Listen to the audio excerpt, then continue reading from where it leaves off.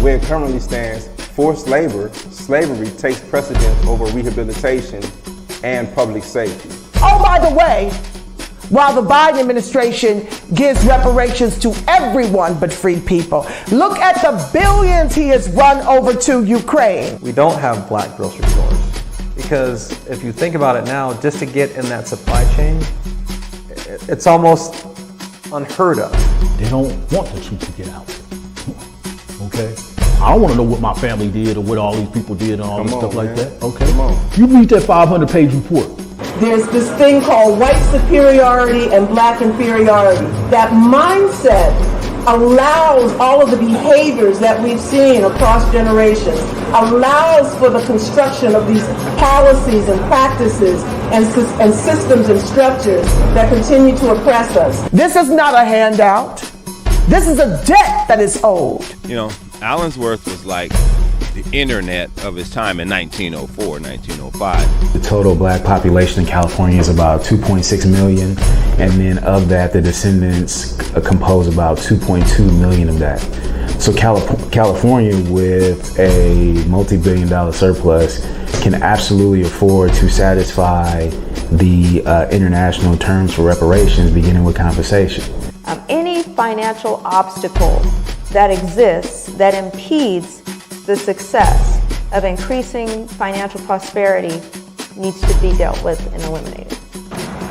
No matter where we've been, no matter what part of this fight we've been in, we've been harmed, and we've had harm done to us specifically. When I got to Los Angeles, this was some of the worst segregation I'd ever seen. And remember, I'm telling you, I'm from Mississippi. Because as you can see, I'm giving you broken history right now, you know? But I had to give it to you guys today. I said, no, I got to show them this because it's so precious and nobody really knows about it. Black people don't have that kind of luxury. Our historically black communities have been redistricted multiple times. Now listen, if you can't handle the TR roof, don't tune in.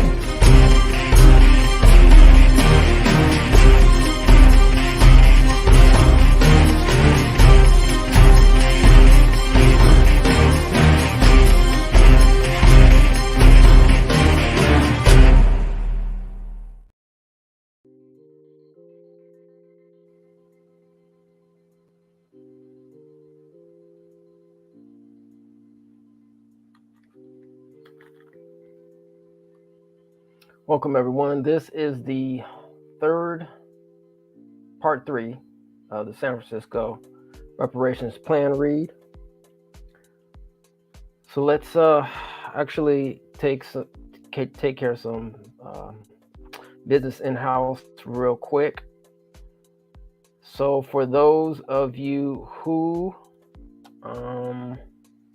have yet to watch the documentary, you can go to reparationsnowdoc.com. That's reparationsnowdoc.com. That was released June 19th. So please go support. I believe it's on Tubi. I believe it might be on there as well. So if you haven't seen it, as usual, go support us at reparationsnowdoc.com. It's only $4.99, probably around the same as a Happy Meal, etc. So please go support us there. Once again, check out track Welcome to California, obsidiandiet.com. That's obsidiandiet.com.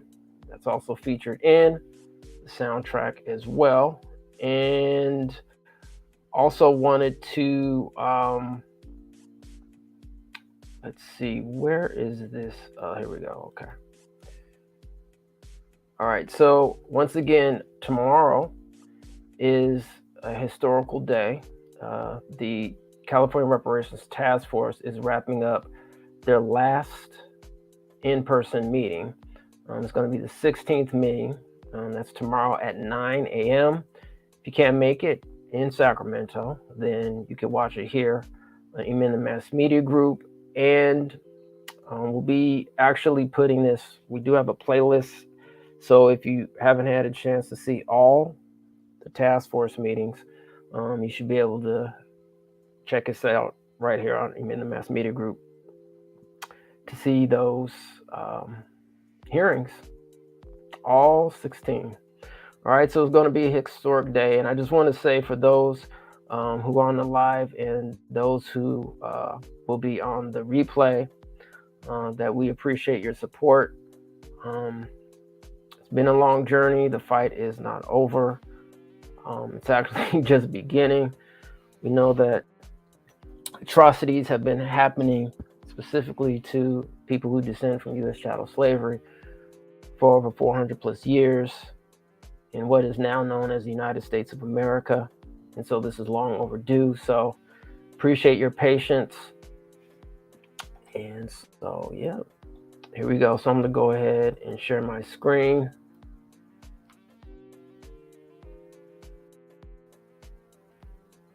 All right. Okay, so yesterday we went over some of the overall recommendations. Actually, let me clarify. We ended on some of the eligibility for reparations yesterday, so you can review let's see, let me see where we're at. Yes, you can review the video from yesterday. That's part 2. So I guess this is where the good bulk of the information or the misinformation that has been going on about this whole $5 million figure. So let's get into it. All right. So economic empowerment, financial reparations. Just make sure that, yeah, it's blown up a little bit here.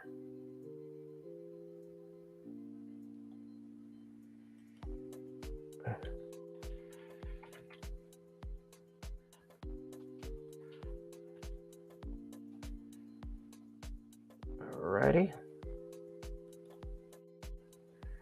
Let's go. Economic empowerment, financial reparations.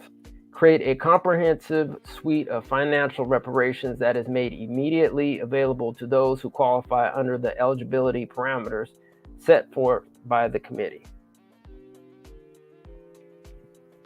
Actions. 1.1, provide a one-time lump sum payment of $5 million to each eligible person.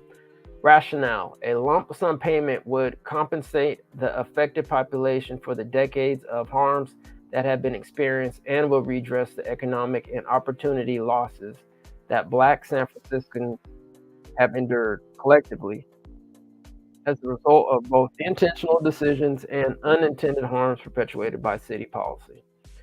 1.2, supplement African American income of lower income households to reflect the area median income AMI annually for at least 250 years, 97,000 in 2022. Rationale. Racial disparities across all metrics have led to a significant racial wealth gap in the city of San Francisco. By elevating income to match AMI, Black people can better afford housing and achieve a better quality of life. Provide access to a spectrum of financial education from beginning to advanced. Rationale. While traditional financial education emphasizes basic financial literacy, there is the need to provide a ladder of financial education that encompasses all levels of financial knowledge so that resources match the broad spectrum of financial levels that exist throughout the community. That's good. Create public bank framework to ensure that unbanked people have fair options and expanded access to credit loans, financing, and other tools for leveraging financial power. Rationale. The ongoing quest for a public bank provides an opportunity for the city to offer options for populations that have historically been denied access to traditional financial institutions. Similar to credit unions, a public bank can be a safety net to ensure that those on the financial margins have access to competitive rates and can access traditional pathways to build financial resilience. 1.5, recruit a Black-owned community bank to San Francisco or expand an existing institution with a Black-owned partner financial institution for a Freedmen's Bank. All right, now we talking.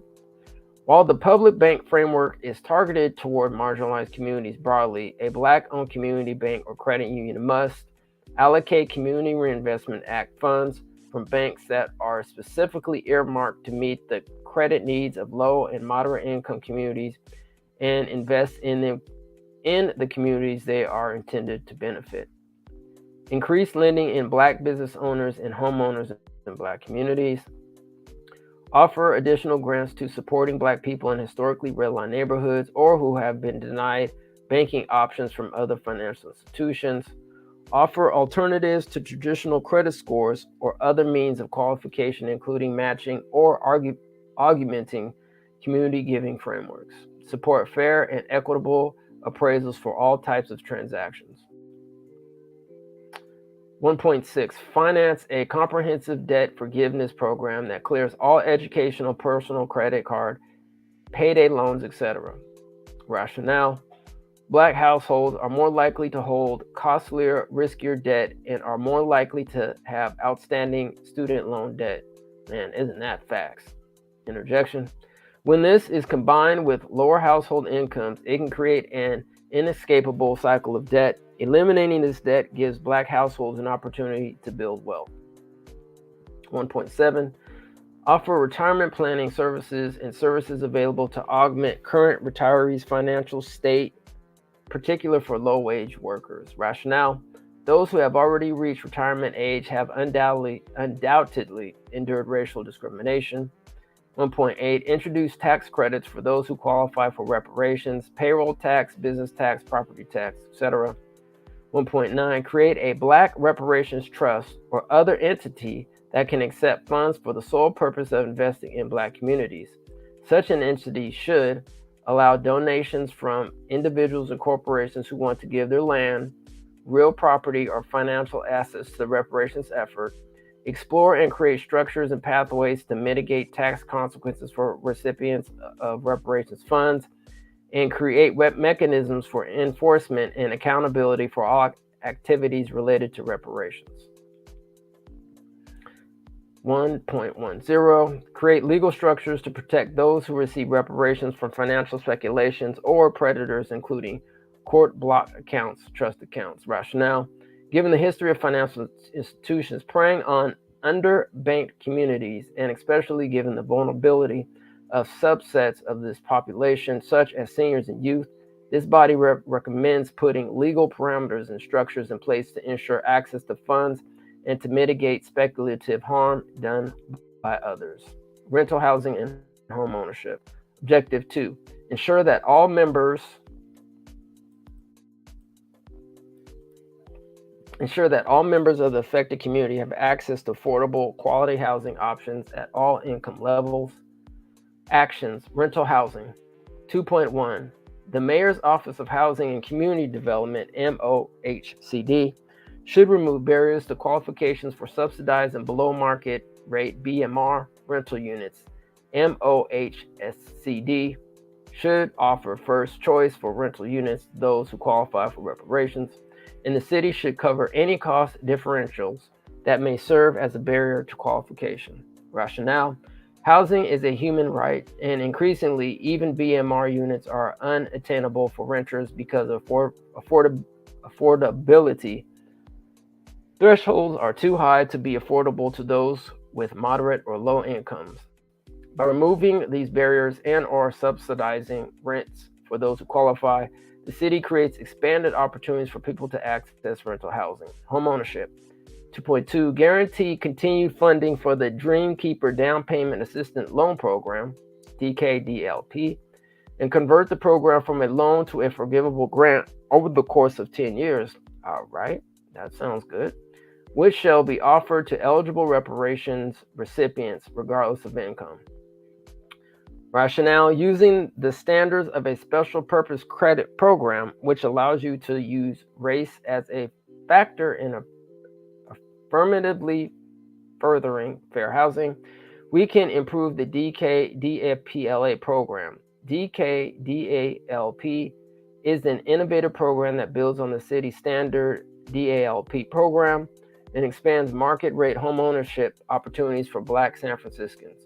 By eliminating the repayment requirements for this program and converting it from a 30-year no interest, no payment loan into a full forgivable grant, the city can make a meaningful investment in retaining and growing its African American population.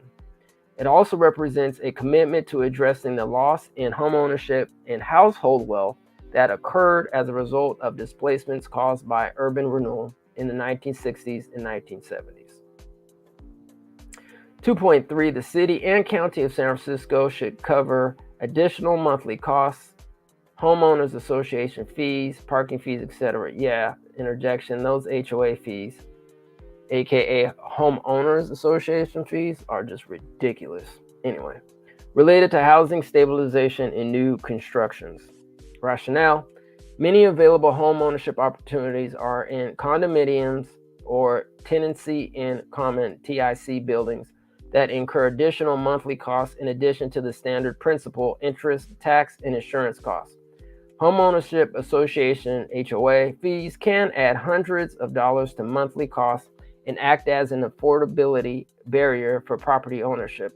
This recommendation would allow more people to access these housing opportunities by minimizing financial barriers. 2.4, the city and county of San Francisco should underwrite costs associated with refinancing existing mortgage loans. Rationale: mortgage refinancing allows homeowners to lower their monthly mortgage costs, assuming the costs associated with this expands this opportunity to a larger pool. The city and county of San Francisco and MOHCD should offer grants for home maintenance and repair costs. Rationale: the existing Senior Home Repair Program offers a model for maintenance and repair grants. This program could be expanded for all homeowners who qualify for reparations.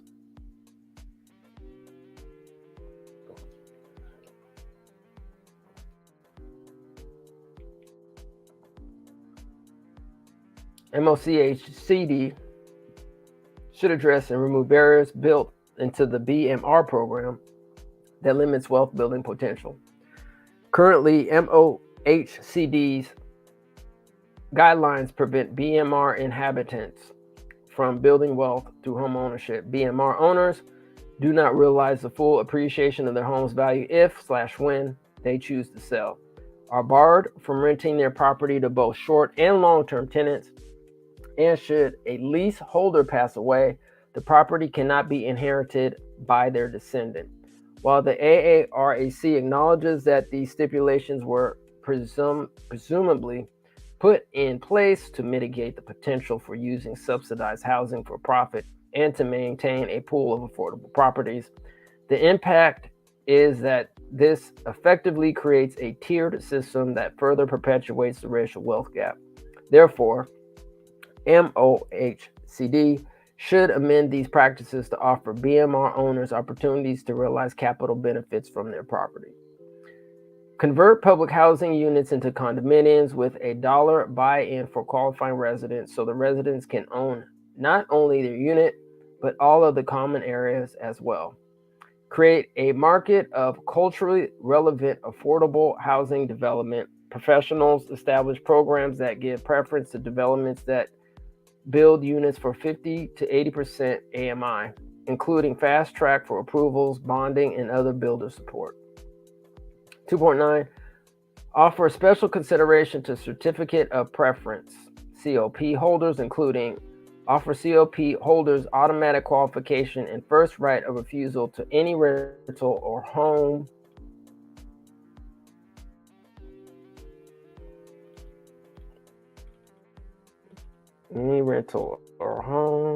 Okay.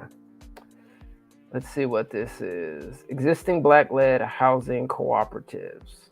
Okay, so here's some existing Black-led housing cooperatives. I guess I'll read them.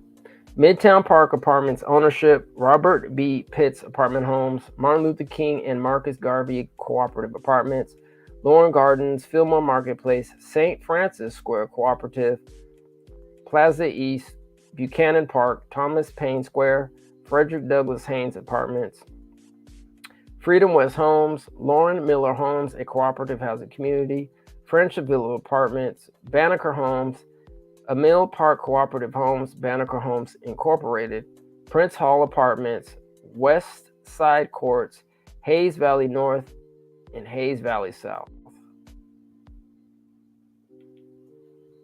Okay, it looks like the accompanying map will go in the final version, maybe. All right. Okay, home ownership let me see, I think that was the last word. Yes, home. Yeah. Or home ownership opportunities with all financial eligibility needs met by the city. B, offer a moving stipend for certified of preference holders for all housing in the city and county of San Francisco. Create transparent and user-friendly methods for people to check their COP status. Eliminate the housing lottery process for COP holders. Ensure that the descendants of COP holders are able to access the same benefits that their COP holding ancestors would have received. Fund awareness campaign and augment staff to locate COP holders and their descendants. Ensure that the COP has a monetary value with a baseline of 2 times the average cost of a home in San Francisco County. Section 8 voucher holders. Apply the entirety of Action 2.9 to Section 8 voucher holders. Establish and provide at least 5 years of initial funding for a community land trust governed by Black residents to procure and develop properties in target neighborhoods. In addition to housing, this land trust would own commercial and retail properties, investing particularly in vacant storefronts along commercial corridors in Black cultural districts like the Southeast sector, and would offer flexible leases at discounted rates to African American tenants. Make all residential vacancies of 3 or more months immediately available to Black homeowners or renters as part of COP, Section 8 voucher holders, and or reparations recipients. Rationale. According to a 2022 report from the Office of Budget and Legislative Analysis, there are 61,000 vacant housing units in San Francisco. I'm going to repeat that again. There are 61,000 vacant housing units in San Francisco, the highest number of vacancies since 2010. These vacant units should be offered immediately to unhoused residents and then offered to COP residents, Section 8 voucher holders, or reparations recipients. Spatial justice, cooperatives, and community space ownership. Support and promote collective ownership models and non-traditional pathways to ownership. Actions. Promote the development of new and continued growth of existing Black-led housing cooperatives by taking actions to expand available opportunities, including incentive Black home ownership within Black-led housing cooperatives by subsidizing purchases in cooperative communities.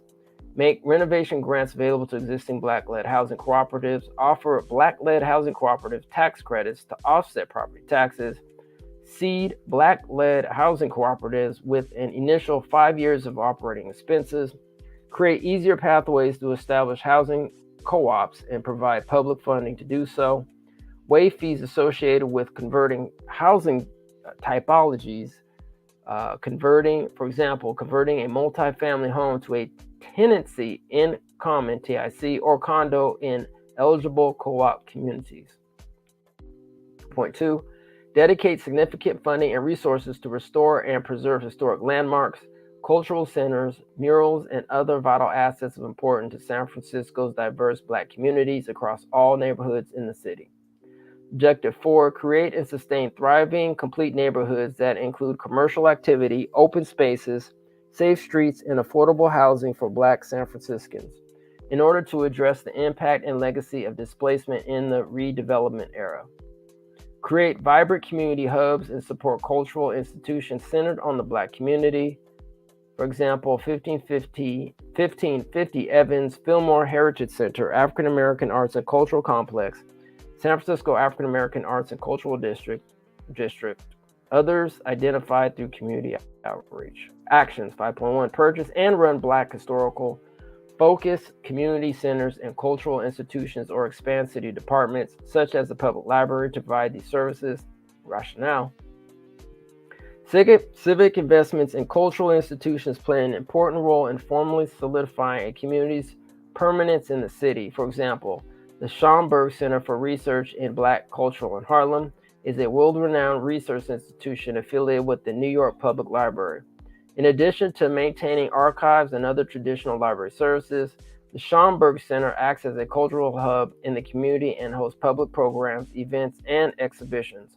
The Schomburg attracts scholars, researchers, and community members alike thanks to its notable collection and story history in the neighborhood. Currently, there is no similar public institution in San Francisco dedicated to the Black community. The AARAC imagines a future where the city makes a transformational investment in a cultural institution that addresses the needs of its diverse Black communities, honors their legacies, and offers space for celebrating joy. Fully fund African American cultural districts and seed them with the first 5 to 10 years of operating expenses to set them up for success.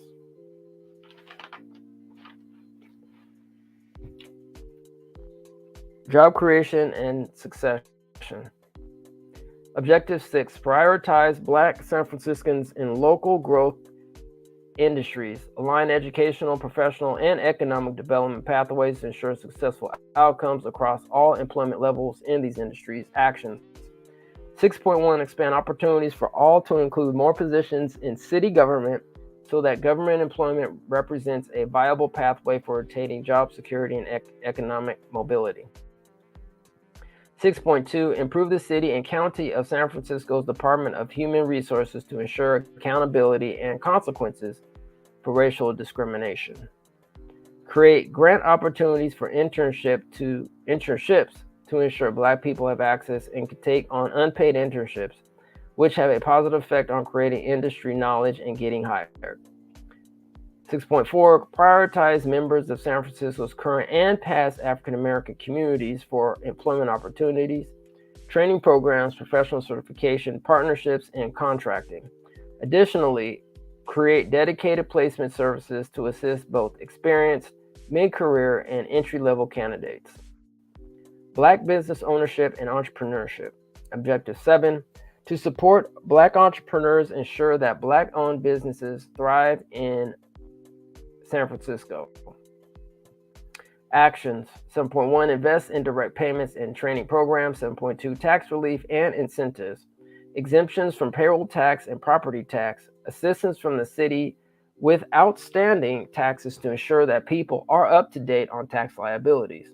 7.3, establish benchmarks for approval for equity applicant programs, i.e. 99% approval within 30 days.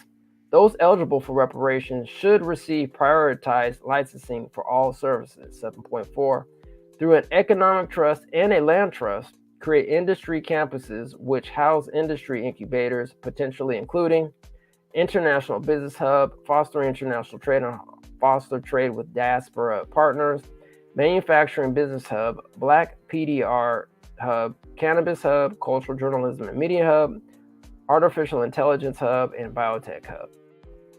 Rationale: a campus with real estate owned by the trust to create industry incubators that will train, provide jobs, and provide space and investment for Black people getting to emerging industries or already practicing. 7.5, use the reduced commercial real estate occupancy in downtown San Francisco as an opportunity to invest in building acquisition to house a multi-industry campus. Objective 8, fill funding gaps for Black entrepreneurs and expand opportunities to access capital.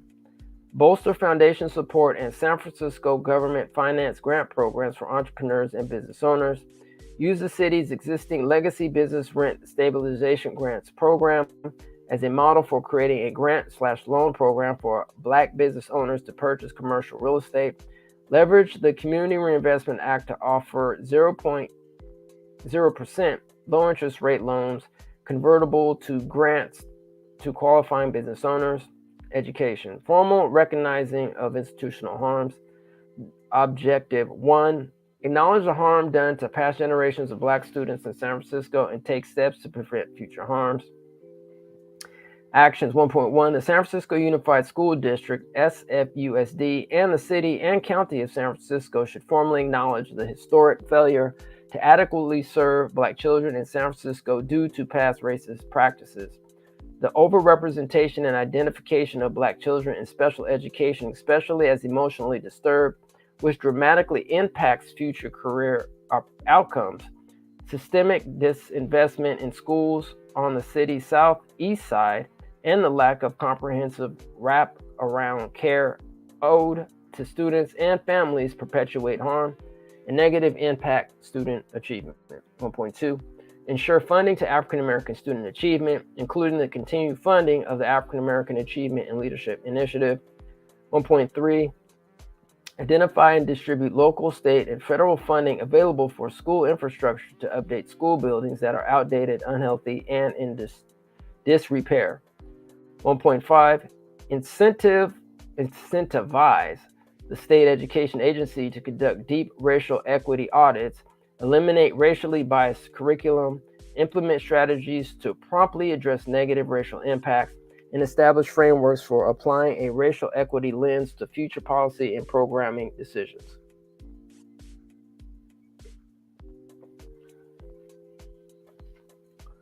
Ensure that schools across San Francisco have adequate funding that prioritizes neighborhoods that have had a legacy of educational disinvestment.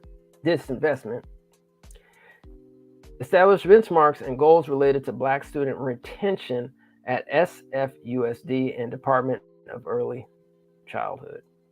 1.7, offer financial compensation for families affected by the education harms that the SFUSD has perpetuated throughout the years on Black students. Objective 2, make meaningful financial investments in students and communities to address past structural harms. Actions. 2.1, expand eligibility to equity incentives in the city's kindergarten to college K-2C program to prioritize Black SFUSD students at schools across the district to add funds monthly to students' accounts based on grades, evidence of student achievement, and other benchmarks.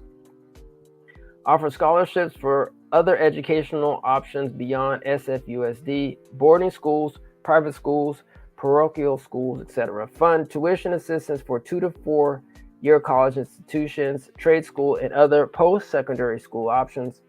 Invest in pathways for Black SFUSD graduates who return to San Francisco to work at SFUSD. The city will provide funding to eligible returning professionals to offset the cost of housing, student loans, etc. Eliminate student loan debt for Black people in San Francisco who went through SFUSD. Objective 3, invest in educational infrastructure to ensure that all SFUSD students have equitable access to quality school buildings and resources. Actions. 3.1, establish an Afrocentric K-12 school in San Francisco similar to existing cultural specific schools in SFUSD. Study innovative public school models such as Cleveland, Ohio's I Promise School to implement best practices for urban education and pedagogy in a brand new K-through school built intentionally for African American student enrollment. Equip all SFUSD students with technology that equips them to be competitive in the 21st century, including access to laptops and internet/Wi-Fi access supplemented for students. Establish a satellite historically Black college or university HBCU campus in San Francisco.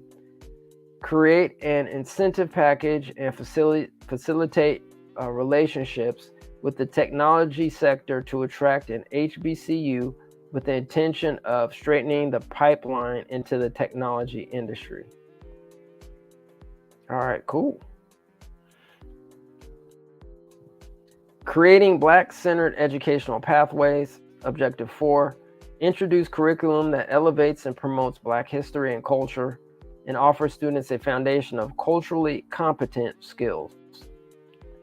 Actions 4.1, introduce a mandatory core Black history and cultures curriculum into all SFUSD grade levels. per the guidelines set forth by the Fund Black History Resolution adopted by the SFUSD in 2020. All right, so I'm gonna go ahead and click on this real quick, see where this takes us.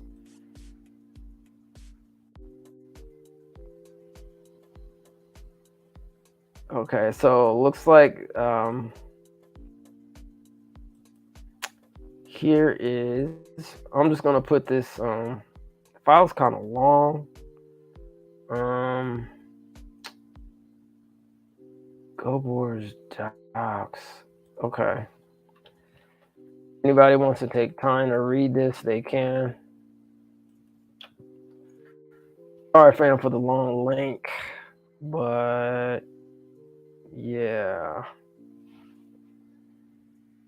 All right, let me read these comments real quick and then I'll continue. I just passed out a flyer to a couple of brothers 2 hours ago. I really appreciate your work.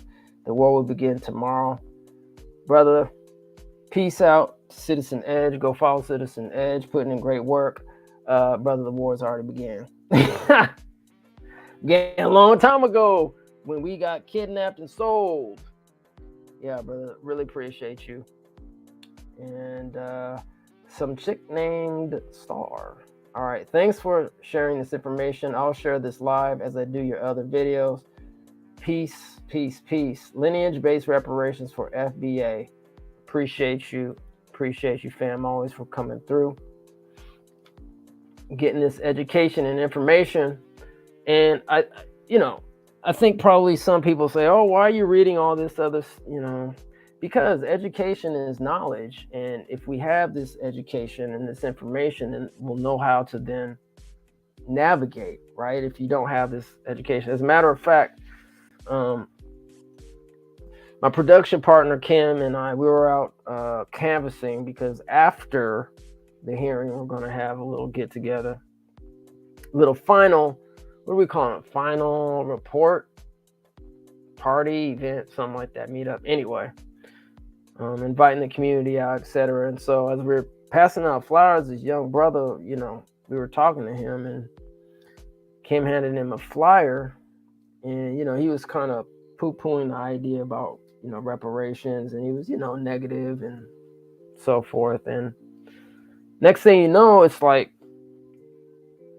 we go do our thing and we see the flyer on the ground. Now, I don't know, assuming it was him because he was the last person we gave the flyer, it was to him. And this goes to say, man, that not everybody can be saved or will be saved, but for those who are willing to put in a little effort, a little time, and a little energy to gather this information. That's why we're doing this, because this is all really, when it gets down to it, about evidence, right? So we want to collect as much evidence as we can. And we got to give credit, for the cities, and shout out to the state of California for having this information and starting this conversation, right? Because eventually this is going to lead to the federal stage.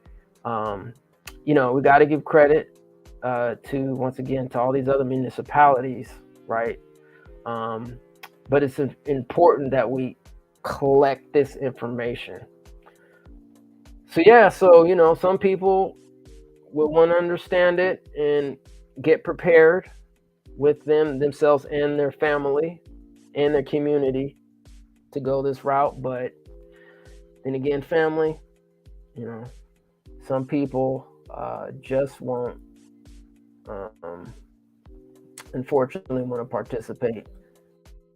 And they'll probably be the same individuals, once these reparations happen, to be like, oh, yeah, I was down. You're like, okay, buddy. I think you was the same one who put them flyers on the ground, weren't you? Anyway, yeah, we don't, we got to keep it pushing, though, fam. We just got to keep it pushing. We got to keep positive, because I know so much negativity can be out there, not only in our work life, our personal life, but, out in the community as well. So let me see, where did I end up at, man? I just kind of threw me off a little bit. All right, 36, I got that. Thanks for your patience too. Please like, share, and subscribe. All right, not there. America Culture Complex, versus Black job creation and succession, I think 39. Oh, okay, yeah, let me keep going. I clicked on that link. Education, yep. Let me see. Keep going. Here we go. Okay. Introduce a mandatory core Black history and cultural curriculum into all. Okay, fund Black history resolution adopted by the SFU 2020. Okay. 4.2, offer culturally competent after-school programs and weekend cultural enrichment opportunities. Offer culturally competent early childhood education programs for students ages 0 through 5 that prioritize fundamentals to prepare students for kindergarten. All right. Incorporate meditation, yoga, and other mindfulness principles into the classroom and after-school programs. Teach and model healthy coping skills, anger management, navigating gender relations, empowerment, and anti-bullying in schools. Just want a quick interjection, and I will continue. It's interesting. I don't know some of the hearsays or rumors when people don't actually read some of these reports that they think is mostly just about like focusing on compensation, which obviously is one of the tenets of reparations, and definitely cash payments should be part of that as well. But I mean, there's so much other incentives that are in these reports, right, that other states can look at, other municipalities can look at to say, hey, maybe we can take this information and put it to what we're trying to do here, right, in our particular cities that have, well, basically that's pretty much every city throughout the U.S. that is harmed in some way, Black descendants. Yeah, I just wanted to kind of note that. Anyway, here we go. 4.6, introduce a comprehensive nutrition curriculum that incorporates gardening and agriculture at all grade levels. Yes, that is an absolute, man, as Black folk, man, we got to get our nutrition, our health game on, man. We got, man, a lot of our folk and family are just hurting, man. And, people just don't have an idea what to do, how to go about it, where to go about it. Anyway, that's a little interjection. Let's go. Commit to funding and hosting nonpartisan voter education events to supplement civic education curriculum with practical resources about voting and electoral process. Create pathways for African American students to pursue both traditional and non-traditional educational opportunities. Reinstate trade pathways and vocational opportunities into the SFUSD curriculum, including culinary, woodshop, electrical engineering, automotive, and other vocational programs. Boom.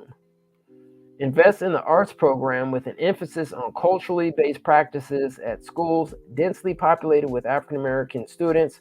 Collaborate with existing institutions such as the African American Arts and Cultural Districts to create relevant and meaningful arts curriculum. 5.3, increase funding for existing programs that support college readiness and completion. Programs must have a proven track record and be monitored by a reparations oversight committee. So for those that haven't been following the San Francisco reparations movement, we actually did record a live session. I think it's, don't quote me, I think it's like the Appropriations Committee, I think, somewhere. Budget and Appropriations Committee. Anyway, they're looking at establishing I don't know if it's the same committee, Reparations Oversight Committee, but if so, possibly this Reparations Committee that they spoke about this morning could possibly be part of this whole program that they're talking about for college readiness and completion. So if you haven't seen it and are interested in looking at it, it's still going through, the city process right now, but if you are interested in it, so I don't know, maybe about 15 minutes video, you can check it out on Amen the Mass Media Group. Look today. Today's 6/28, so just look through our feed for today. You can watch it there, but it did pass the appropriation, so it's on to the next phase. All right. Increase funding for existing programs that support one-on-one tutoring. Programs must have a proven track record and be monitored by Reparations Oversight Committee. Collaborate with local employers to create a secondary school curriculum that prepares students for careers and internships in emerging industries. Provide scholarship funding for students to pursue supplemental educational opportunities inside and outside of San Francisco. Include a requirement for students to bring their talents back to San Francisco to prevent further regional brain drain. Fund after-school programs that include media literacy, analysis skills, and cultural empowerment to interact the harmful images of Black youth in mainstream media. That would be nice. Interjection. Amen the Mass Media Group would be happy to help with that curriculum. All right. Recruiting, retaining, and supporting African American educators. Objective 6, invest in recruiting Black educators. Actions. SFUSD should recruit Black teachers from SBCUs throughout the community and region. Objective 7, develop initiatives for retaining Black educators in the SFUSD. Actions 7.1, provide housing stipends for Black educators commensurate with market rate housing needs. 7.2, create a grant program to improve teacher preparation, recruitment, and ongoing professional development that fully incorporates culturally responsive pedagogy. Provide funding for teacher pathway programs and continuing education opportunities. Provide stipends for books, materials, etc. Provide scholarships for San Francisco-based students attending public and private universities, pursuing careers in education. Objective 8, building and sustaining a pipeline of Black educators. Actions 8.1, provide funding and other resources for new teachers to pursue tutors of their own choice for teaching certification tests. 8.2, using the Urban Academy model, expand the program to include Black women in build. Okay, so that's 43. There is a link here, so let's see where this is taking us.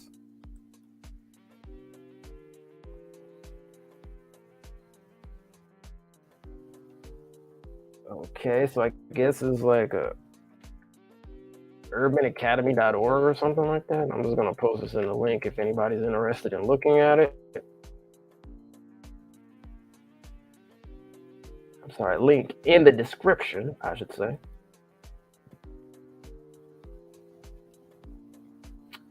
In the chat. I'm getting there. Please be patient.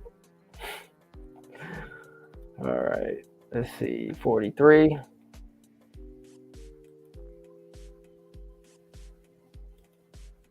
think that's where we left off at. Okay, create pathway for borders to both. All right, let's see.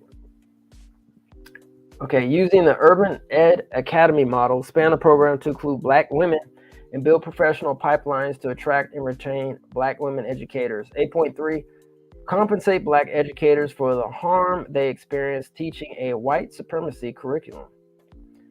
Interrupting the school to prison pipeline. Word. Objective 9, offer creative, community-informed options to support students who are most at risk of becoming involved in the criminal justice system.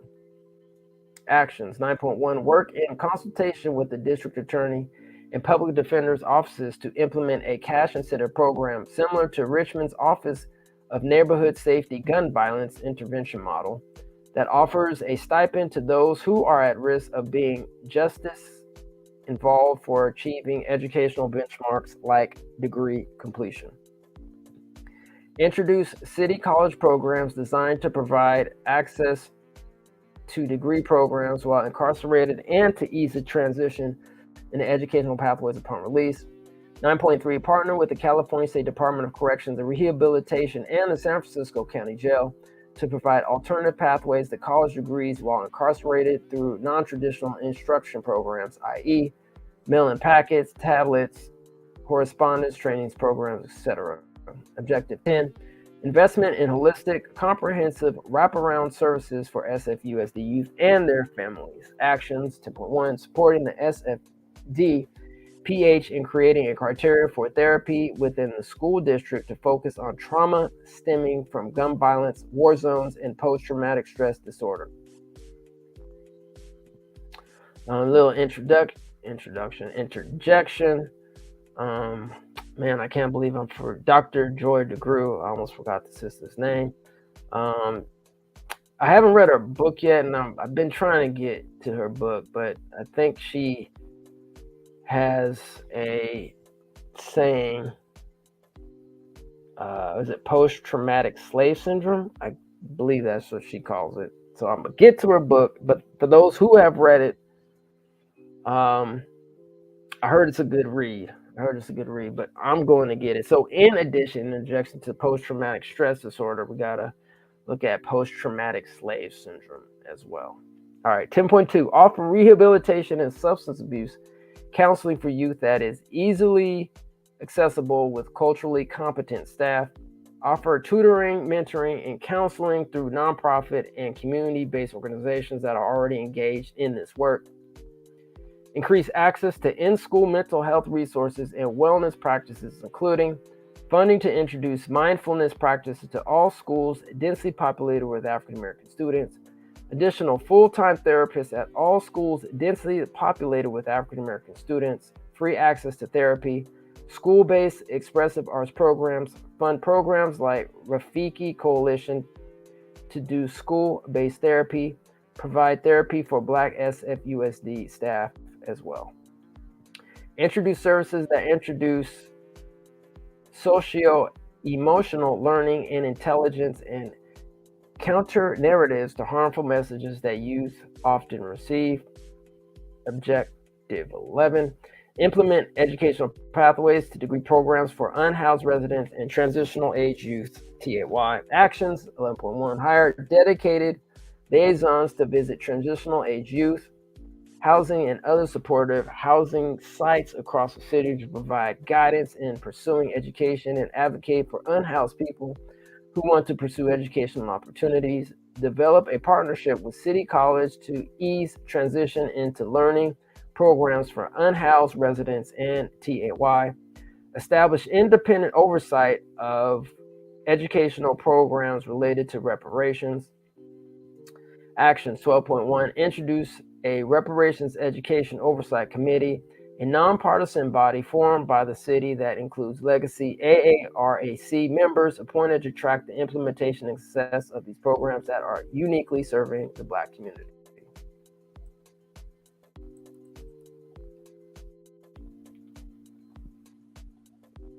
Okay, health.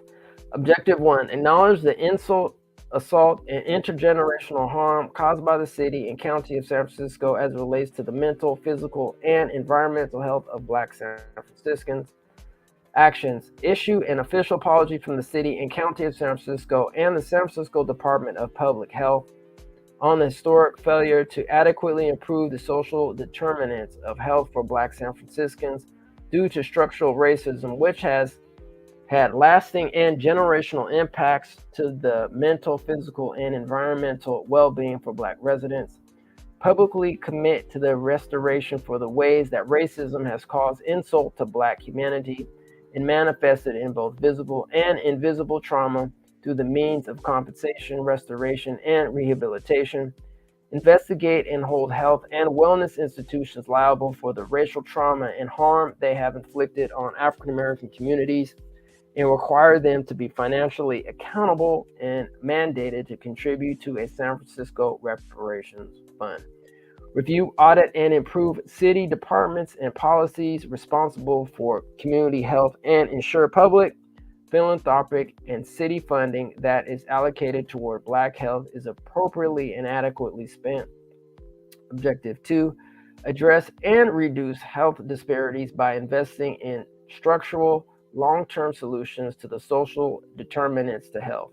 Actions, create an actionable Black health plan that builds on the existing Black/African American focus area in the SFD-PH strategic plan to address disparities across areas of wellness, focusing on illness prevention, culturally appropriate treatment modalities, and violence prevention. Build and or adequately resource neighborhood-based clinics in communities with high concentrations of African Americans.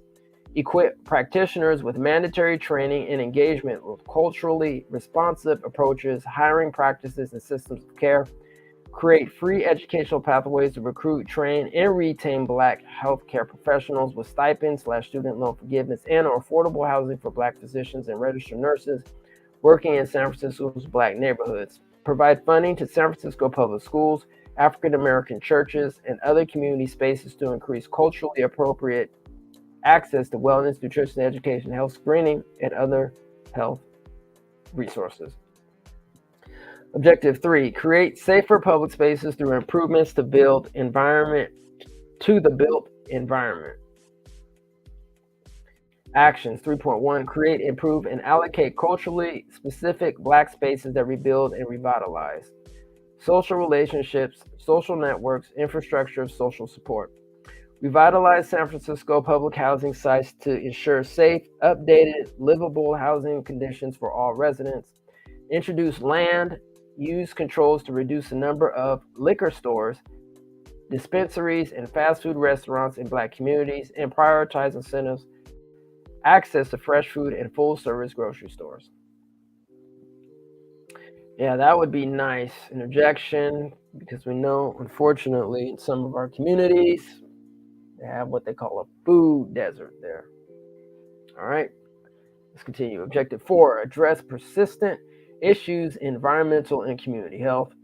4.1, declare community violence as a public health crisis and fund resources for effective interventions. 4.2, address health impacts specific to harm caused by radiological and toxic chemical contaminants from the Hunters Point Naval Shipyard operations upon the Bayview Hunters Point community, residents across generations and over the decades since the opening of the Hunters Point Naval Shipyard by taking the following actions. Fund and sustain biomonitoring testing services for community residents, Hunters Point Biomonitoring Program, and maintain a community toxic registry.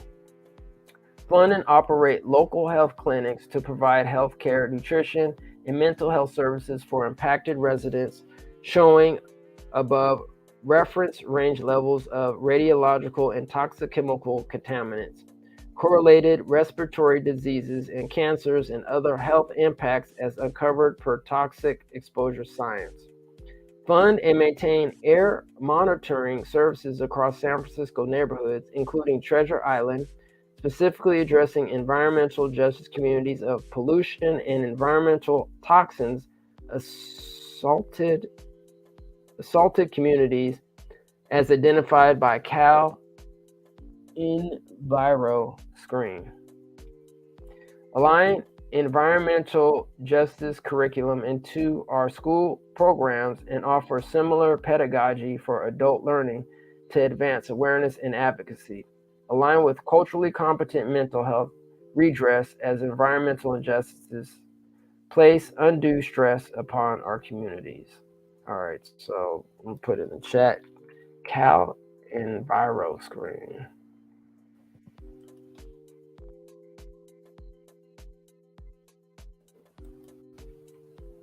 All right. Align with California State Bill 1000 and the San Francisco General Plan, Environmental Justice Framework, Policy Development, and Support Findings and Recommendation of the 2021-2022 Civil Grand Jury Report, Buried Problems in a Buried Process, the Hunters Point Naval Shipyard in a Time of Climate Change, and the actions identified within the report, for example, holding accountability for the ongoing remediation and 100% cleanup of the Hunter Point Naval Shipyard, and particularly actions as they relate to climate change, sea level and groundwater rise, and risks imposed on the shoreline communities, again identified as environmental justice, EJ communities by Cal Enviro Screen.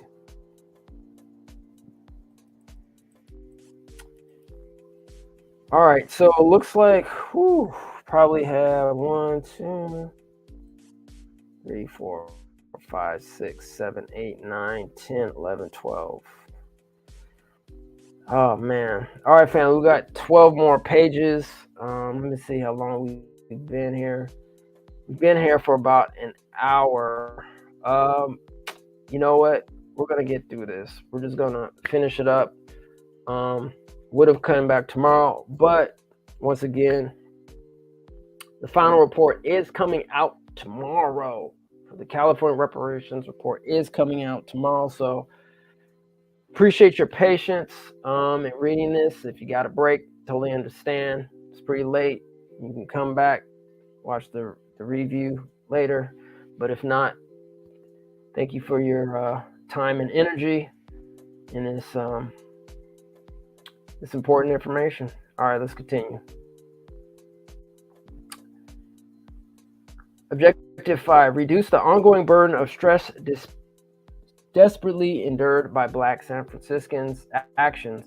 5.1, provide reparations, direct payments to Black San Franciscans to elevate the stress and anxiety caused by financial insecurity. Provide free mental health, prenatal care, and rehabilitation treatment to all Black San Franciscans living below the poverty line, victims of violent crimes, previously incarcerated Black San Franciscans, high crime area residents, and substance abuse users.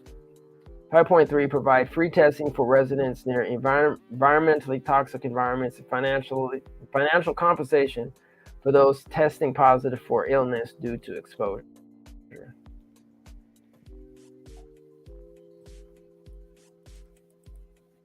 Policy.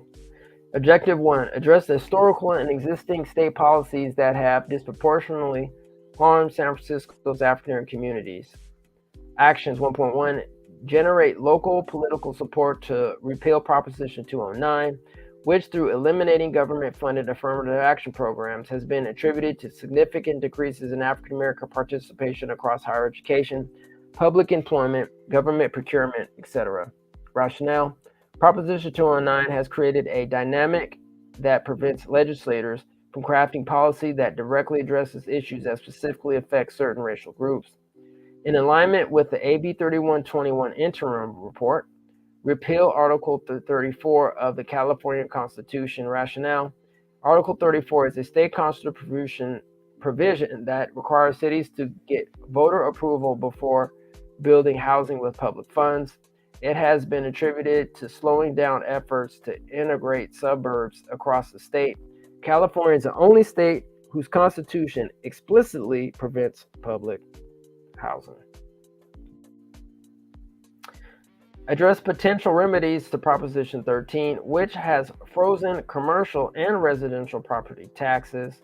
Hold on, I'm just going to put in these two things. Repeal 3049. Just for our notes.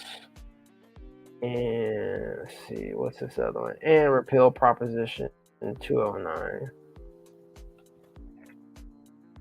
It has been a bane in the existence of Black California residents. All right. Address potential remedies to Proposition 13, which has frozen commercial and residential property tax assessments. Though framed as an incentive to California property owners, the loss of tax revenue spurred by Proposition 13 has contributed significantly to the growing racial wealth gap and the housing shortage across the state, both of which disproportionately affect African American communities.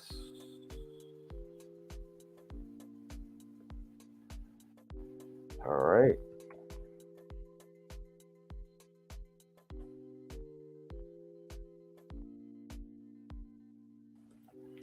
Audit war on drugs era policies, example, the one strike rule that prevented African American San Franciscans from accessing public housing and other housing related subsidies.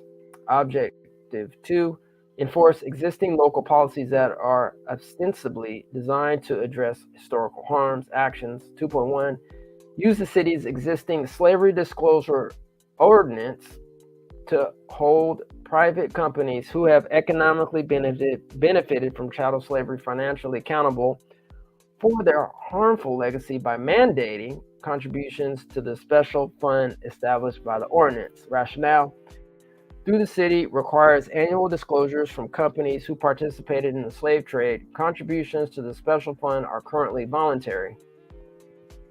A mandatory contribution proportional to the company's size and revenue could be used to offset the cost of implementing a comprehensive African American reparations effort.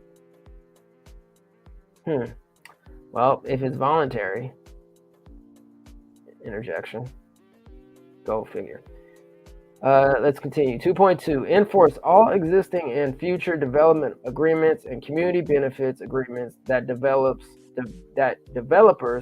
have proposed as a condition of project approval. Rationale: development/community benefits agreements often make lofty promises to neighborhoods to address stakeholder concerns and impacts during the approval process, but are rarely fully realized after development is completed.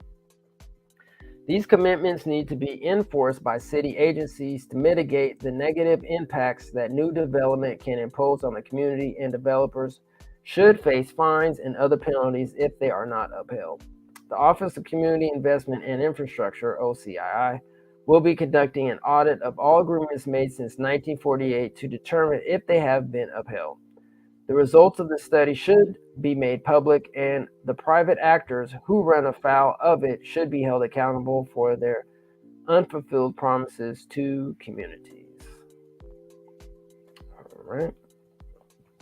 Create better systems and communication channels to ensure that certificate of preference holders are prioritized in housing and made aware of all options available to them through OCII and other relevant city agencies. Objective 3, work with the full African American Reparations Advisory Committee to develop a suite of prioritized, actionable policy recommendations to advocate for immediately. Objective 4, create a nonpartisan body and or a new city agency to ensure the successful implementation of reparations policy recommendations after this body sunsets in June 2023. Introduce a reparations tax to partially offset additional costs necessary to fund this infrastructure. Recommendations at a glance. All right. Addendum. A history of broken promises, past city commissions and reports on San Francisco's Black communities highlight systemic issues but inspire little government action. Multiple reports have been created over the past decades to examine the socioeconomic well-being of San Francisco's Black communities. These reports each provide policy recommendations that offer a number of pathways to better outcomes across a range of indicators. These studies have been released since 1993, have been met with varying degrees of success, but often receive lackluster political attention and funding. Because of this, the racial disparities that were documented through quantitative data and qualitative experiences continue to negatively impact the livelihood of thousands of San Francisco residents. Within the unfinished agenda, the economic status of African Americans in San Francisco, the Committee of African American Parity, CAAP, of the Human Rights Commission of San Francisco created a report that analyzes the economic well-being of the Black San Franciscans through the collection of quantitative data and personal narratives. This study intended to take a detailed look at the comparative social, economic, health, and educational status of African Americans in San Francisco. To create a thorough and comprehensive investigation, the CAAP focused their research on the following 8 issue areas: employment and entrepreneurship, education, criminal justice, housing, health services, media relations, political empowerment, African American families. In this methodology, the CAP used data from the U.S. Census between 1960 and 1990. The committee also utilized special studies of minority-owned business development by the U.S. Department of Commerce, Association of Bay Area Government, ABAG, data, CAAP, research, papers on housing issues, reports on the state of race relations issued by the San Francisco Conference of Religion, Race, and Social Concerns of the Catholic Diocese in 1968, Local and national newspapers, magazine articles, information from the Joint Center for Political and Economic Studies, annual reports from the National Urban League on the state of Black America, and data from SF San Francisco Department of City Planning, the San Francisco Redevelopment Agency, the Human Rights Commission, the California Department of Social Services, the SF San Francisco Police Department, the SF San Francisco Fire Department. In addition, multiple interviews were conducted with African American leaders and historical figures in the Black community to understand the human impact of programs, initiatives in San Francisco community. The committee faced difficulty in obtaining some data, experienced delays in receiving data, and at times questioned whether data from the same sources like the U.S. Census were comparable. Because terminology and definitions change over time, the group attempted to identify data gaps and use the information to the best of their ability. From this pool of information, the CAP made a series of observations. 1. The African American population has decreased in size. The number of AA in San Francisco reached a peak of 88,343, or 13.4% of the city's population in 1970. Since that time, the African American community has declined absolutely and proportionally so that by 1990, there were 76,343 African American residents, or 10.9% of the overall population. The African American population is getting older, and there are fewer children under 18 years of age. The African American population, which used to be the second largest ethnic group in San Francisco after whites, are now the fourth largest group. I'll repeat that again. The African American population, which used to be the second largest ethnic group in San Francisco after whites, are now the fourth largest group. Asians comprise the second largest group, and Latinos the third. The shift in San Francisco's economy from manufacturing to services displaced African American workers beginning soon after the end of World War II and continuing to present. The income of African Americans compared to that of white San Franciscans has declined since 1970 from a high of 60.1% to 45.1% in 1990.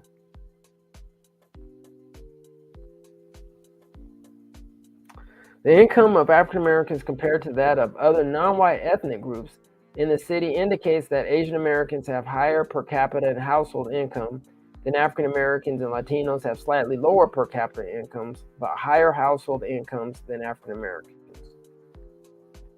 African Americans suffer higher rates of poverty and unemployment and have higher levels of dependency. African Americans are greatly underrepresented in many job titles in the private sector. African Americans have benefited from the consent decrees addressing the hiring and promotional policies of the fire department and police department, even though they have not fully met the goals. Many African Americans have been pushed out of the city by a combination of governmental programs like urban renewal and the high cost of housing. At one point, rental costs, which had been reasonable until 1979 or 1980, escalated until they reached almost 90% of their per capita income of African Americans in 1985. Golly. 90%? Man, as Marvin Gaye said, this ain't living. Interjection. Let's get back to it. Traditionally, Black communities like Bayview, Hunters Point are becoming more integrated as a result of the net out migration of African Americans, greater desegregation in the housing market for African Americans, and increased competition for housing in those communities. The African American community is becoming increasingly bifurcated as working class moderate income Blacks are migrating out of San Francisco, leaving behind the group of higher income, more educated African Americans who are dispersed throughout the city, and another group of lower income, more dependent and less economically competitive African Americans who are concentrated in public housing and other federally subsidized housing. 13, the average level of education of African Americans is increasing. The percentage of African American residents of San Francisco reporting that they had completed 4 years of college was twice as large in 1990 as in 1980. The urban renewal program in the Western Addition destroyed the economic base of Black-owned small businesses in that part of the city. The number and size of Black-owned businesses in San Francisco continued to decrease between 1982 to 1987. San Francisco's public agencies are not meeting the minority business enterprise and women's business enterprise contracting goals established by the Human Rights Commission. A study commissioned by the city subsequent to Richard versus Crossan indicates that the extent of undercontracting is indicative of discrimination in a number of incidences. Okay, so you know how we do on this program.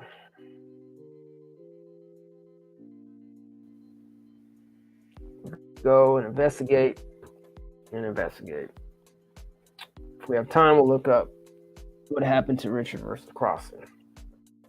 All right, based on these observations, the committee created 12 goals and 5 policy initiatives to guide the development of Black community over the next decade. These goals are as follows: to halt and or reverse the decline in the size of the African American population in San Francisco, to increase per capita and or household income in the African American community, to raise the income of African American individuals and families with the lowest incomes above the poverty level, to create jobs and job opportunities that fit the full range of skills within the African American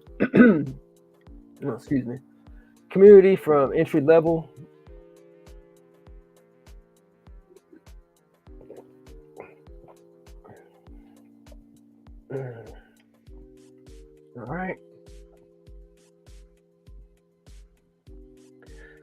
All right, just give me a second here, family. I will be right back.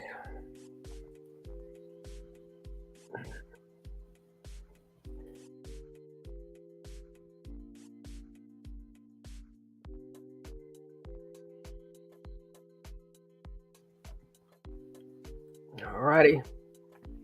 Just need to clear my throat a little bit. All right, here we go.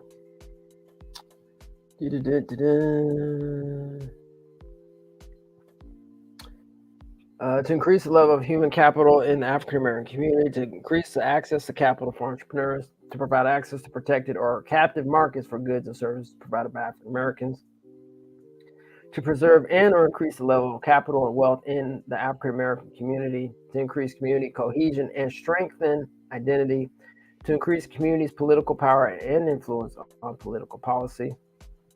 Based on these goals, the following policy initiatives were created: a commitment to setting racial equity goals and establishing benchmarks to ensure that goals are being met.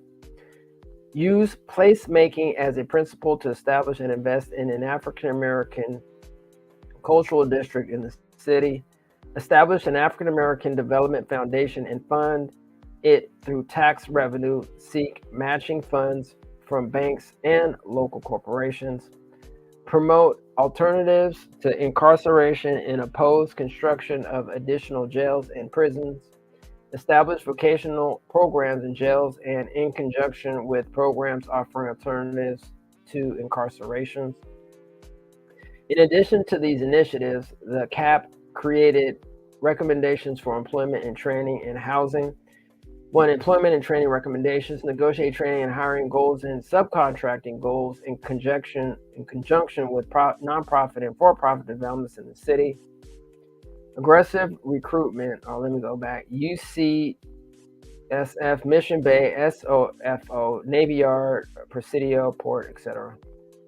Aggressive recruitment and increase affirmative action. Hiring in targeted areas of municipal employment, especially in executive levels of municipal agencies. Seek improvements in the scope and effectiveness of vocational training programs in public schools and link training jobs to job placement. Establish training programs for African American entrepreneurs. 1.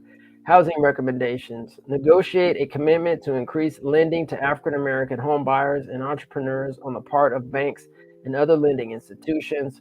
Preserve and enhance African American equity in real estate through purchase of rights of first refusal and or reverse annuity, reverse annuity mortgages with African American homeowners. Analyze benefits and liabilities of public housing, privatization, and or tenant management programs. Encourage development of affordable housing with land write-downs and sweet equity participation. This report heavily focused on quantitative data compared to a more human-centered narrative approach. While this strategy is effective to diagnose existing problems within the community, it fails to engage with culturally relevant solutions that are in line with community values, though some community insight was gained through conversations with Black leaders of San Francisco. The perspectives of residents most proximally affected by the phenomena studied by the CAP was largely absent. In addition, this report saw limited action because of a lack of support from political leadership, funding sources, and enforcement agencies. As a result, the status quo remained largely unchanged. This directly affected the quantity of Black residents that had the ability to remain in the city and the quality of life for Black residents that stayed.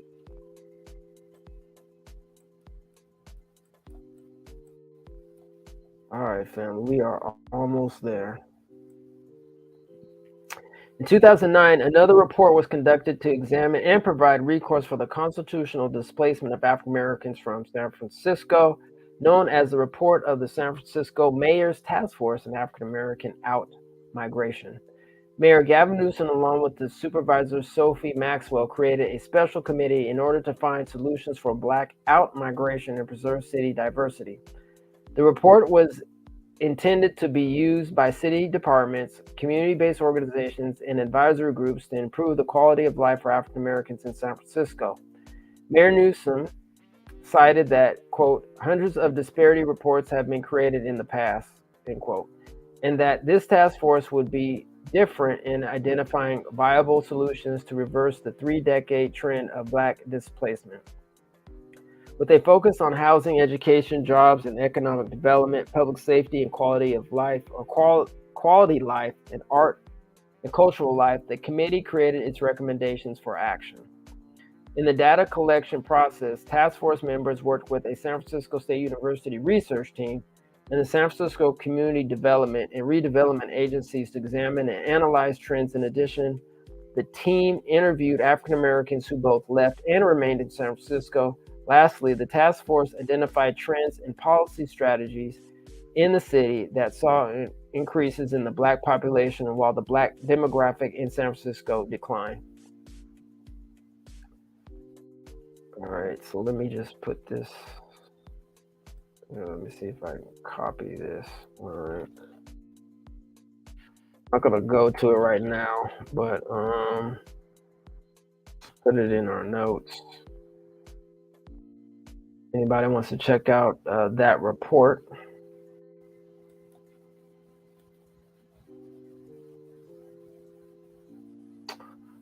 All right. Focus on healthy education. Okay. In the data collection process. Okay. From the collection of qualitative and quantitative data, the task force members distilled 6 key findings from the period of 1990 to 2005. There was a disproportionate decline in the number of African American families compared to non-African American families, as the number of middle and upper middle income households decreased since 1990. The percentage of very low income households increased from over 1/2 of African American households, wow, in 1990 to over 2/3 in 2005. In 2000, 1/4 of African Americans lived in poverty, more than twice the number of non-African Americans. The unemployment rate among African Americans in the labor force from 1990 to 2005 was consistently over twice that of non-African Americans. From 1997 to 2002, African Americans owned businesses declined by nearly one quarter, and African American business receipts fell by 60.7%. Although the number of people employed by African American businesses increased. Okay.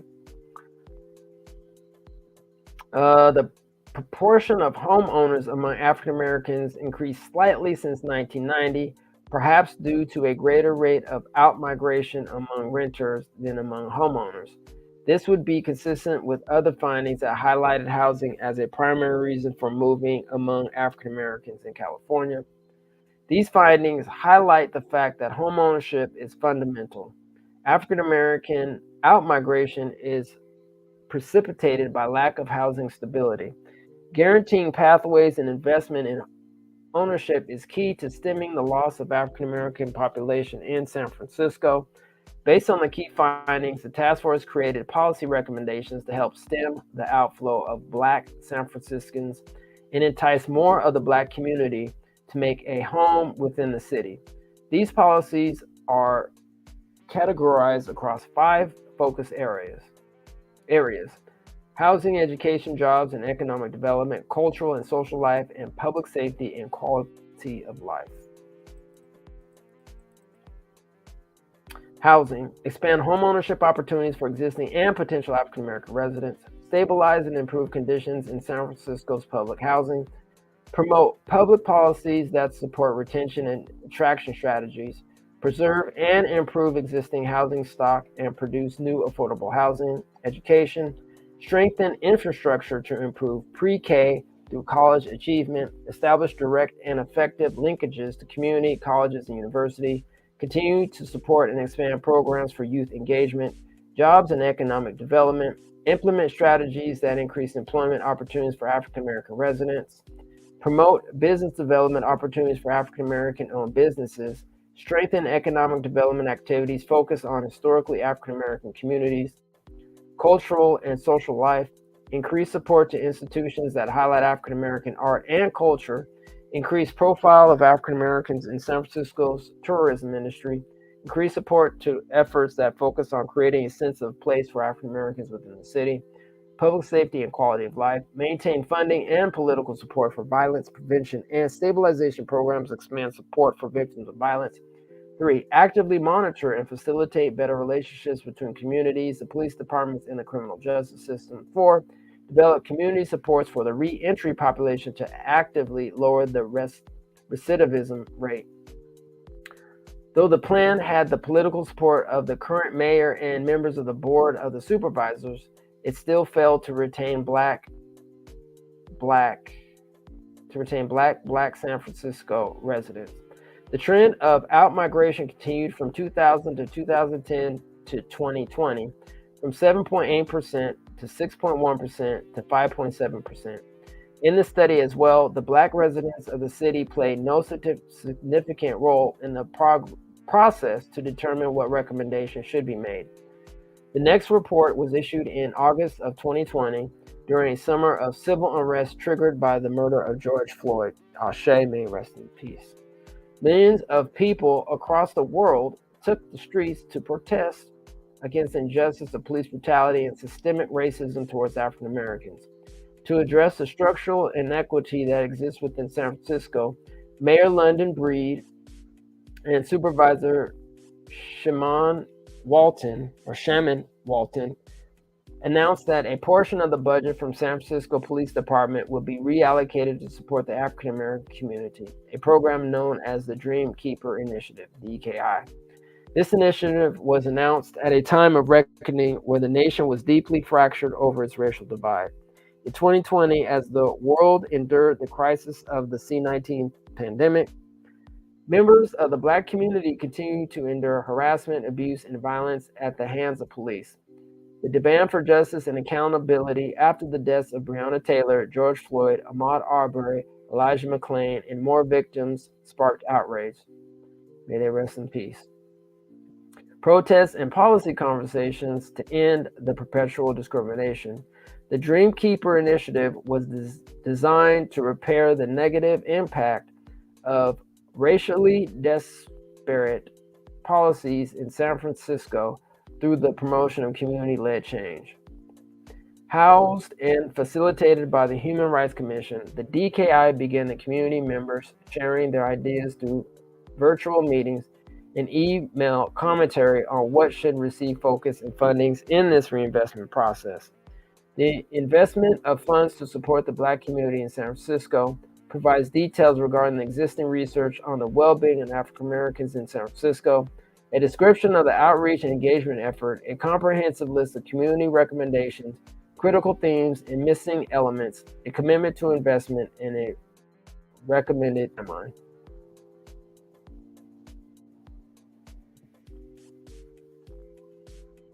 All right, so let's see where this is taking it. Interesting. Okay, so if anybody's interested, all right, do your research on that one. You know what? Let me click on it. Where are we at? Page 7. Okay, I'm just gonna click on this, see where it takes us.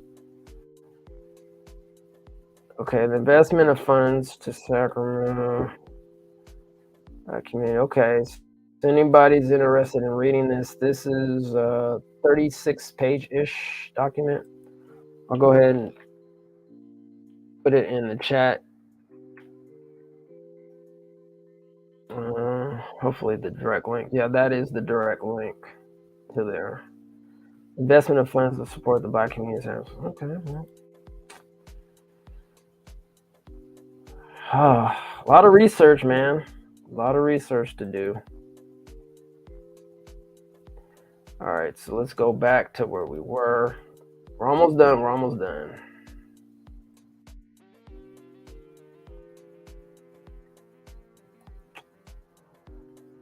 All right, so let's see.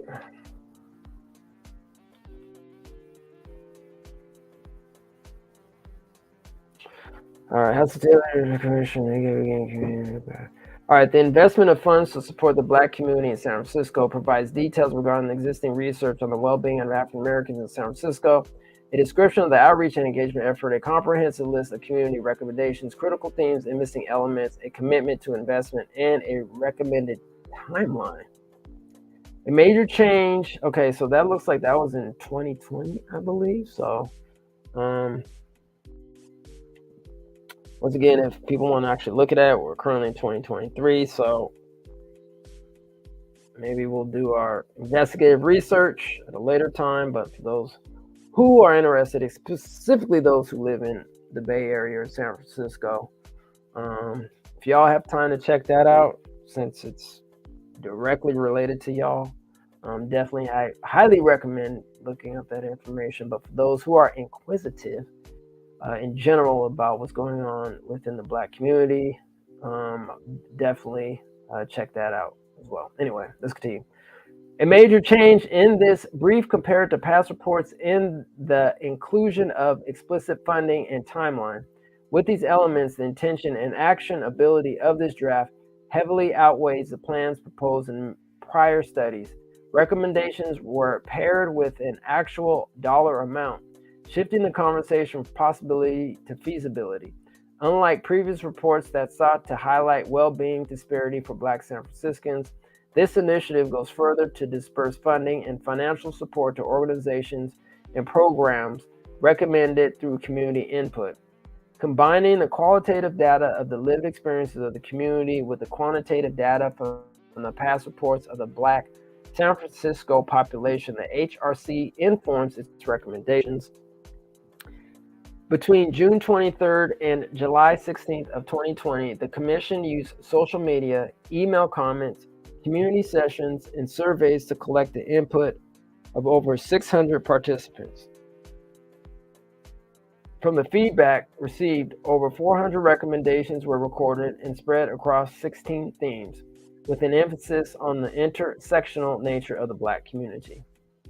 In order to ensure that funding was supported and held accountable for the Dreamkeeper initiative, the Human Rights Commission established tools to use in the allocation process and use community input to reaffirm and edit their utilization. These suggestions range from defining intended results and how the DKI funding should be allocated to fulfill goals, to using data sheets to house logistics for government expenditures, to creating a citizen jury to make sure that organizations that receive funding are actually supporting the Black community. Since the program officially launched in 2021, it has supported over 90 organizations and has provided over $60 million in funding to Black-led and Black-serving communities. Okay. Be interested to see who these 90 organizations, over 60 million, was delivered to. Wait a minute. Where is this?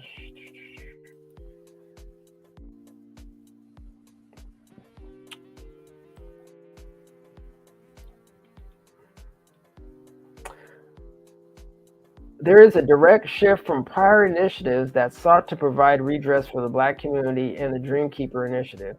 One of the factors that made the Dreamkeeper process possible was the mobilization of Black leadership within the San Francisco government. Mayor London Breed, Supervisor Shaman Walton, and Human Rights Commission Director Cheryl Davis all played significant roles in moving this program through the bureaucratic process. In tandem with the political support and state of race relations within America during the summer of 2020, the community played a direct role in demanding policy change and overseeing the process to build out what this program will look like. A common theme expressed within the community recommendation period was a feeling of distrust in public administration. Residents and community-based organizations voiced their frustration that the City and County of San Francisco, CCSF, underfunds Black organizations, undervalues the contributions of Black programs, and creates policy that is out of touch with the needs of the community. The Dreamkeeper initiative created a new standard for support in communities of color and had ripple effects across the city. Other city leaders saw the work being done through the DKA program and were encouraged to establish ongoing funds for marginalized communities. Since the DKI was announced in 2020, millions of dollars have been set aside from the city's general fund to support infrastructure and anti-hate prevention programs within the Asian, Latinx, and Indigenous communities. Alrighty, and I didn't hear anything about anti-hate for Black Americans, just a little interjection, but anyway, let's continue. The Dreamkeeper initiative demonstrates that operating from an abundance mindset to redress harms does not necessitate competition across communities. Advancing a reparations plan would uplift multiple demographics through a process that catalogs historical harms, stimulates economy, and facilitates generational wealth among undeserved populations.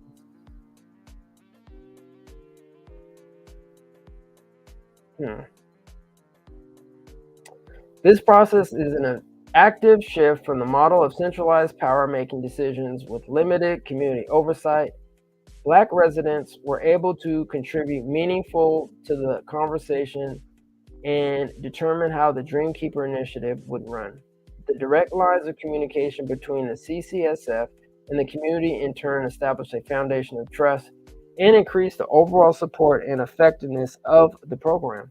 Black-led and Black-serving institutions were prioritized in the funding process. DKI is a promising blueprint for how we can build a more comprehensive and equitable system of reparations in the future. Okay, I'm not familiar with this program. For those that are and have participated in it, please let us know at etnmediagroup@gmail.com, etnmediagroup@gmail.com. I just want to go over just the eligibility requirements real quick here in San Francisco, and then we will wrap it up. So let's see here. Let me go find it real quick. Let's see. Eligibility.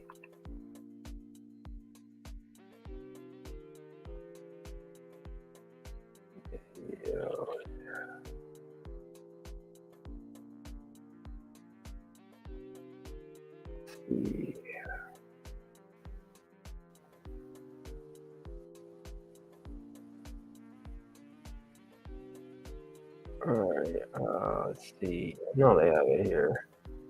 Okay, here we go. All right, so just want to go over this one more time for our brothers and sisters out in San Francisco. So eligibility for reparations. Here's the checklist once again. Required. An individual who has identified as Black African American on public documents for at least 10 years. Looks like they must be 18 years or older. You must meet at least 2 criteria from the following list. Must have supporting documentations.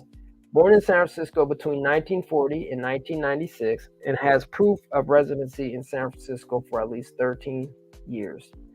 Migrated to San Francisco between 1940 and 1996 and has proof of residency in San Francisco for at least 13 years. Personally or the direct descendant of someone incarcerated by the failed war on drugs. Record of attendance in San Francisco public schools during the time of the consent decree to complete desegregation within the school system. Descendant of someone enslaved through U.S. chattel slavery before 1865. Displaced or the direct descendant of someone displaced from San Francisco by urban renewal between 1954 and 1973. Listed or the direct descendant of a certificate of preference holder, member of an historically marginalized group that experienced lending discrimination in San Francisco between 1937 and 1968, or subsequently experienced lending discrimination in formerly redlined San Francisco communities between 1968 and 2008. All right, so you can go back, check out the recommendations and the overall recommendations and the portion of the $5 million to each eligible person suggestion as well. Actually, in today's, I believe we went over today, if not yesterday. So that, ladies and gentlemen, is the current draft of the San Francisco reparations plan. So let's see what the final draft is going to look like. So speaking of the final draft of the California Reparations Task Force, the final report is going to be available tomorrow. It's going to be available tomorrow. So depending on what it looks like, I know we've read a lot of the interim report and a lot of the other reports on this channel, but depending on what the final report will look like, obviously, I don't think we're going to read the 500-page interim report, but if there's some additional information that wasn't represented or spoken about in the past interim report, then we're going to try and do our due diligence to read that information. So once again, this movement, this advocacy for reparations, specifically here in California, and in each state and nationwide, is an ongoing process. This is just the final report and recommendations. Obviously, legislation needs to be written, and once legislation is written, then it needs to be voted on here in California.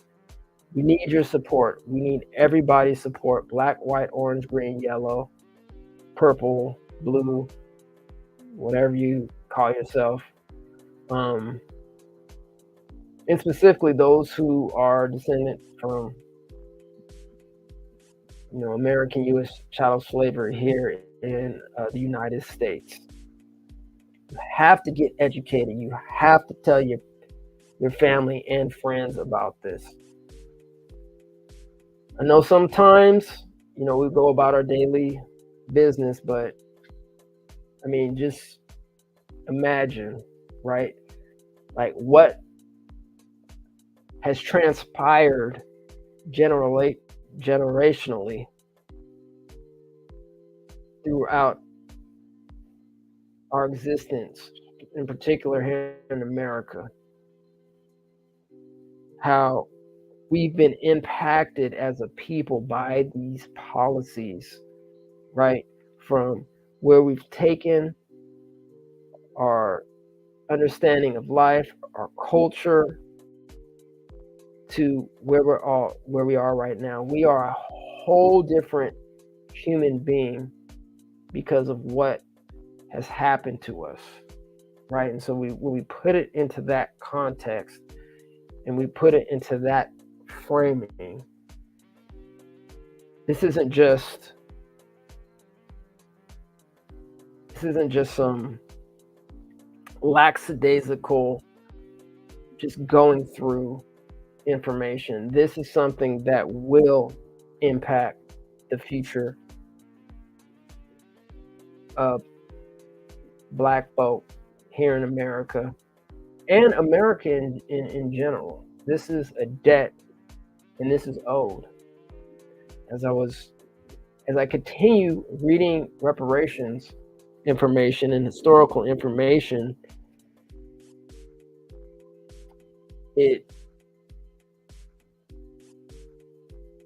how can I put it?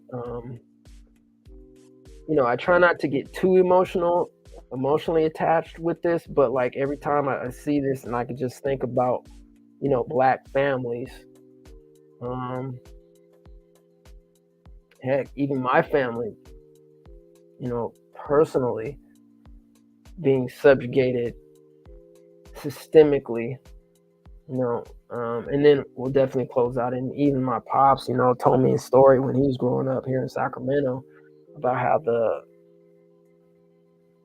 he was wearing a black jacket and they assumed that he was a Black Panther or whatever and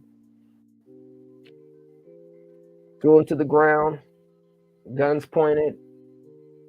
So that trauma, right?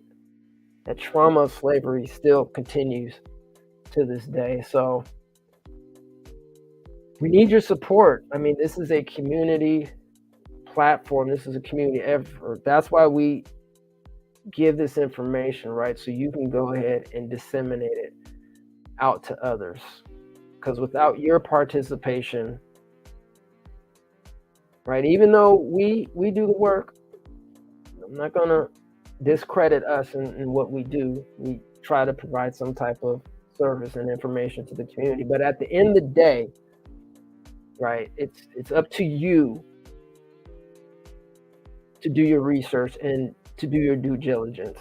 I don't know exactly. It may have been Dr. Laila Africa.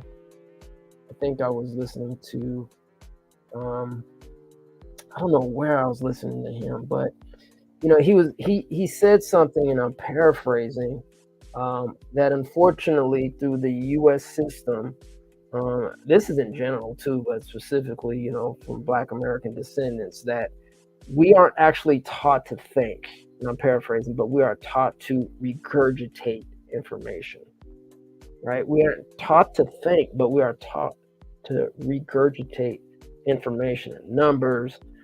But we have to understand that we could take this information and apply it to ourselves, right? So we can better understand our condition and how to navigate and eventually get these reparations. So thank you, family. I appreciate your time and energy. Keep doing what you're doing. Keep learning. Keep growing. I know this is a hard and fought process, but we can't give up because our ancestors went through so much more. All right, family, you have a great, wonderful night. Hopefully we'll see y'all tomorrow morning. Make history. And once again, family, peace and reparations.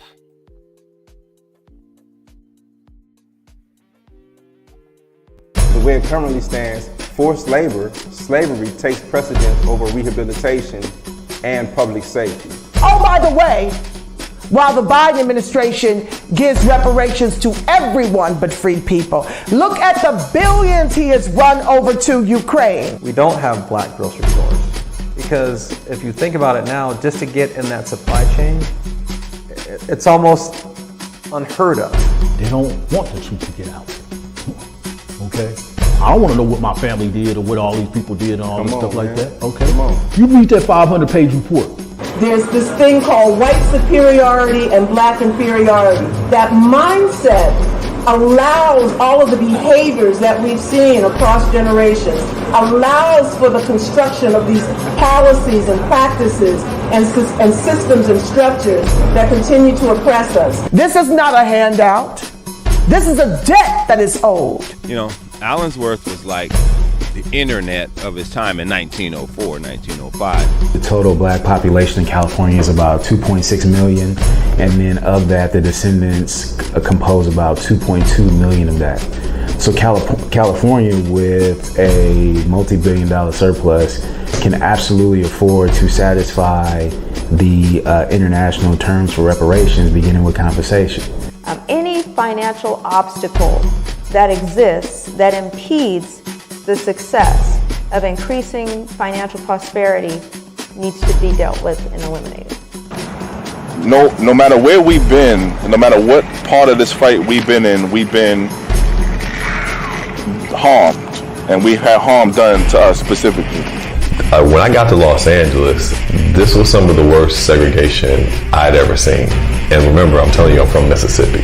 Because as you can see, I'm giving you broken history right now, you know? But I had to give it to you guys today. I said, no, I got to show them this because it's so precious and nobody really knows about it. Black people don't have that kind of luxury. Our historically black communities have been redistricted multiple times. Now listen, if you can't handle the TR roof, don't tune in.